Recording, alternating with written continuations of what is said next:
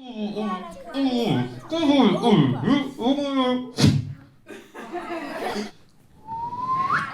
dan heb je ze aan de goede kant.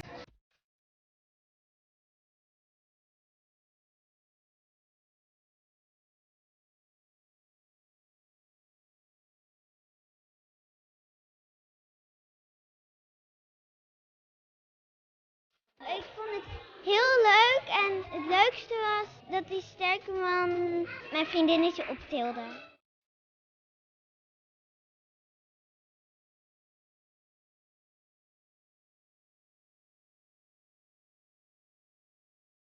Mijn naam is de mentalist. Vandaag zult u getuige zijn van een wonder.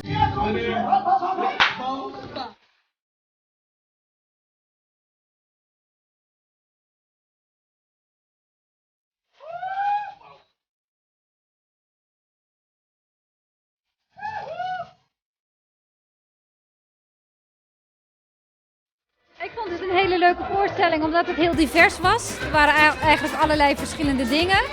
En ik vond ook dat degenen die de voorstelling deden heel enthousiast waren en het publiek ook betrokken.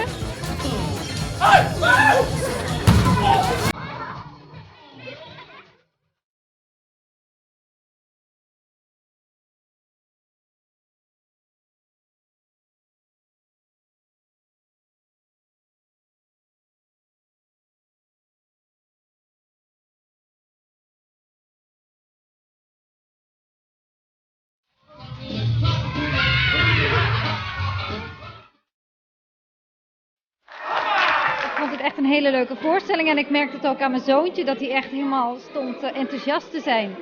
Dus voor herhaling vatbaar.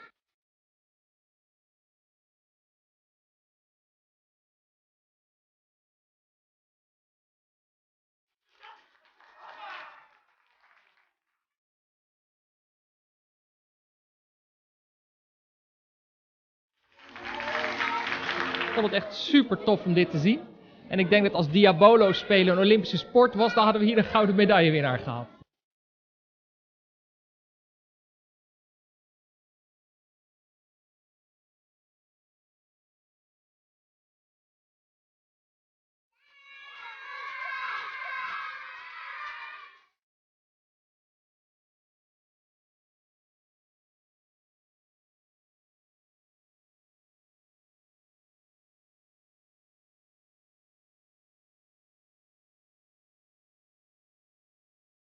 Ik vond het een fantastische voorstelling. En met hele goede acrobaten.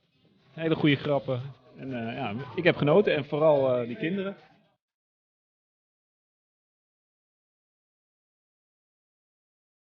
Ik vond Magic Mike vond ik heel leuk, heel strak allemaal. En de mentalist vond ik heel grappig.